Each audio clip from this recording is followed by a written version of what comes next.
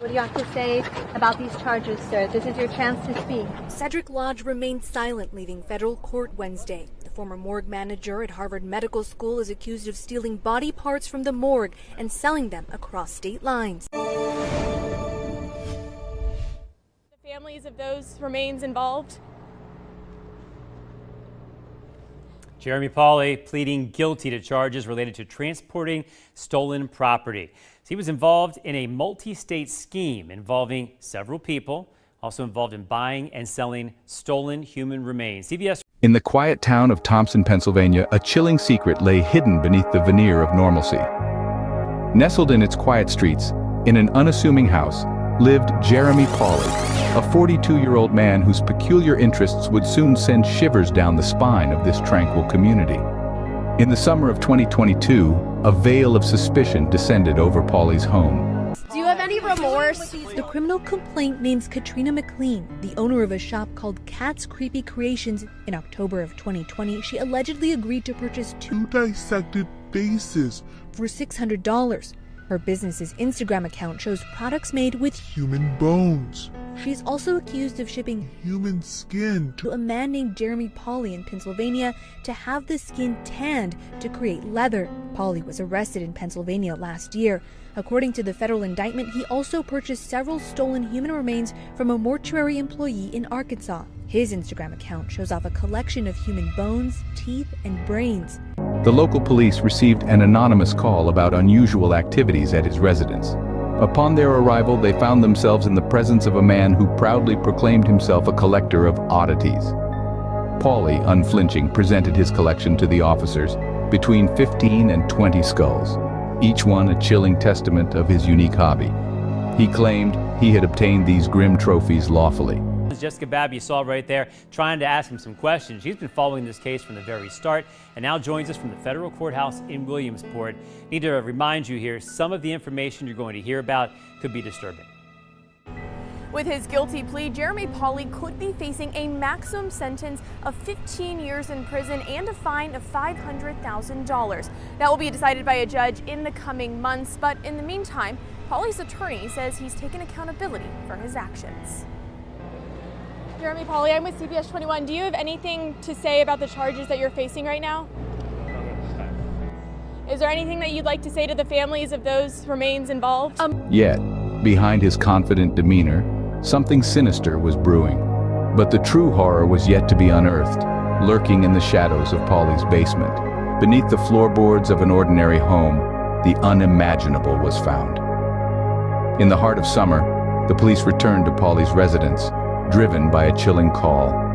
The voice on the other end spoke of buckets, not of forgotten toys or old tools, but of something far more sinister. Human skin and human organs were the words that echoed in the ears of the officers as they approached the dwelling.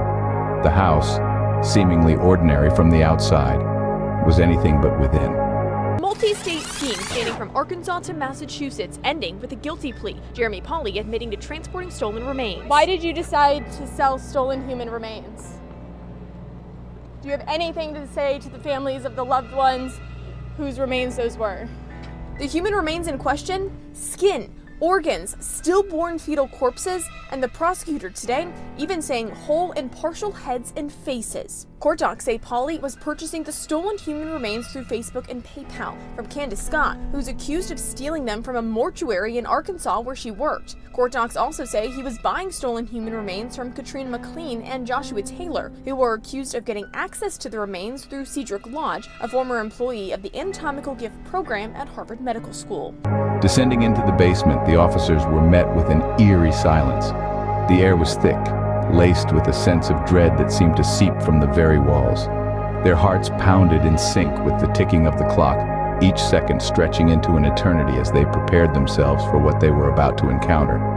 And then, there they were. 3 5-gallon buckets, innocuous in their simplicity, yet they held within them a gruesome secret. Inside, a macabre collection of body parts, each piece a horrific testament to the violation of life's sanctity.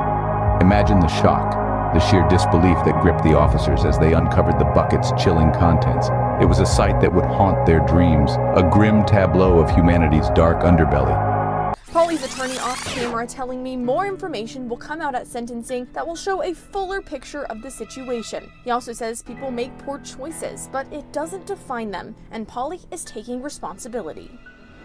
Pauley's attorney, Jonathan White, also telling me they want people to respect Pauley's privacy. In Williamsport, I'm Jessica Babb. The room fell silent, the only sound the harsh intake of breath as the reality of the situation sunk in. This was no ordinary case. This was something far more disturbing. The man behind this horrifying discovery was none other than Jeremy Pauley, a collector of oddities, as he put it. But these were no ordinary curiosities. These were stolen lives, reduced to mere commodities in a sinister trade. Pauley was promptly arrested, charged with abuse of a corpse, receiving stolen property, and dealing in proceeds of unlawful activities.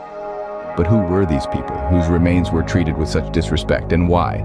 A web of deceit and darkness spread across the nation, with Pauley at its center. The federal indictment also names Joshua Taylor in Pennsylvania as a buyer who sent the lodges more than $37,000 via PayPal for human remains. Imagine a network not of computers or telephones, but of stolen human remains. Under the shroud of secrecy, this network operated, buying and selling body parts stolen from the revered halls of Harvard Medical School and an unsuspecting Arkansas mortuary. At the heart of this network was Jeremy Pauley, a man who had turned his fascination with the macabre into a grisly business.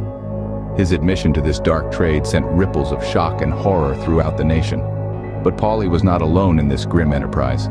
He had an accomplice, an individual who held a position of trust at the Harvard Medical School morgue.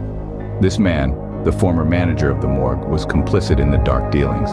In a chilling disregard for the sanctity of life and death, he allowed customers to come and pick out body parts from the cadavers in the morgue, as one might select meat from a butcher's shop. And the customers, they were just as culpable. Knowing full well the origins of these remains, they nonetheless purchased them, adding to the demand that fueled this horrific trade. Each transaction a grim exchange of death for profit. Each piece sold, a grim testament to the macabre business Pauley had built. A tale of horror, now laid bare for all to see. But one question remains. Jeremy Pauley, sentenced to a mere 2 years of probation, leaves us grappling with the severity of his actions. A community rocked, a nation shocked, as the depths of his dark network come to light. Human remains stolen and sold, a macabre trade exposed. In this dark tale of crime and horror, we must ask ourselves, what drives a man to such depths of depravity? One payment of $1,000 was sent with a memo that read head number 7. Another $200 payment was sent with a memo that reads brains.